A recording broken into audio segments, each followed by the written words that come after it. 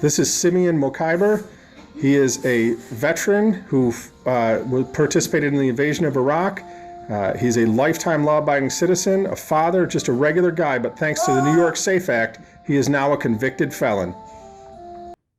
Would you agree that the New York SAFE Act has created an entire class of felons, criminals within New York State, out of people who have never had trouble with the law previous in their life up until the New York SAFE Act was passed? Certainly, I would agree with that. I think I'm living proof of that fact.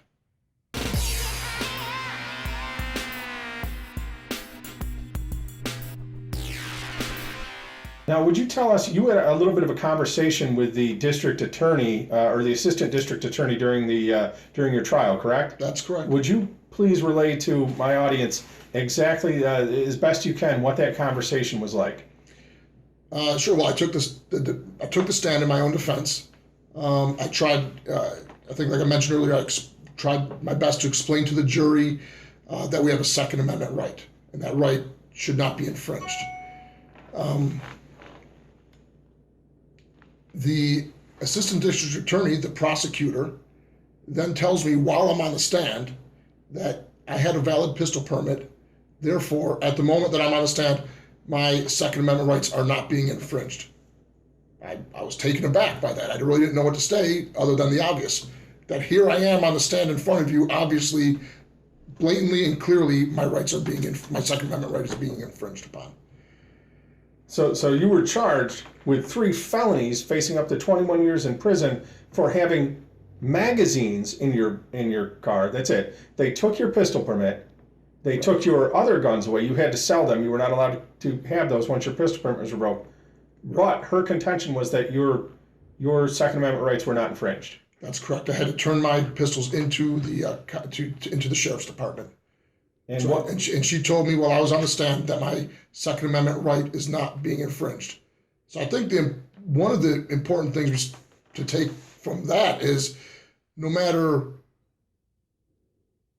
what happens, no matter how badly your rights are infringed, they're just not going to cop to it. Right. I'm on the stand, being examined, cross-examined, or being questioned by the prosecutor,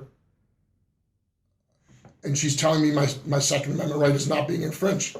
I can't think of a way where it's more infringed than being put on trial for it. And at that point, they had already taken your handgun permit, correct? Oh, sure, yeah. They'd already taken the pistol permit, and my firearms were already turned in. When the jury came back with a guilty verdict, I looked over at the prosecutor, and she was celebrating. She was, hugging someone out, maybe a coworker or her boss or something. So she was not just doing her job, but she was more than happy that I was convicted of 3 felonies and that she was the one to do it.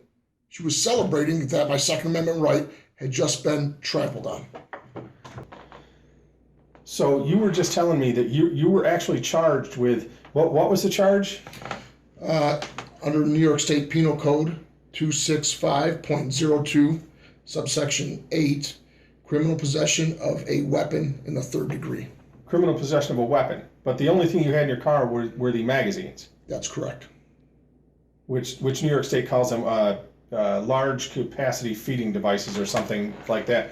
But they're calling magazines with no gun in your vehicle, no handgun, just the magazines themselves they're calling that a dangerous weapon. Yes. Would it be true? You were a security officer. Possession of a weapon in the 3rd degree. Yeah, they're considering it a weapon. You were a security officer and you fought in the Iraq War. Would you be more worried if somebody came at you with a pocket knife or a magazine with no gun attached to it? A pocket knife, of course. Okay.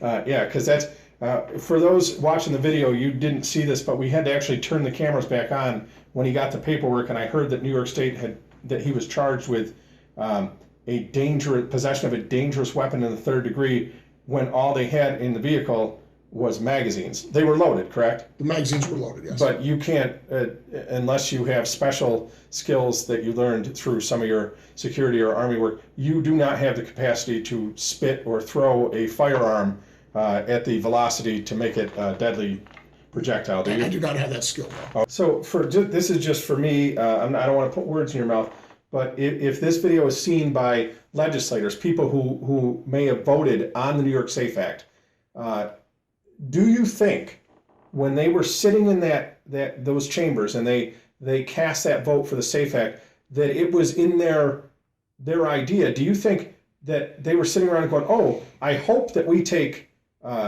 lifetime law-abiding citizens and war veterans and people who have never been a problem criminally whatsoever, and I hope those are the people that we get off the street with the New York SAFE Act?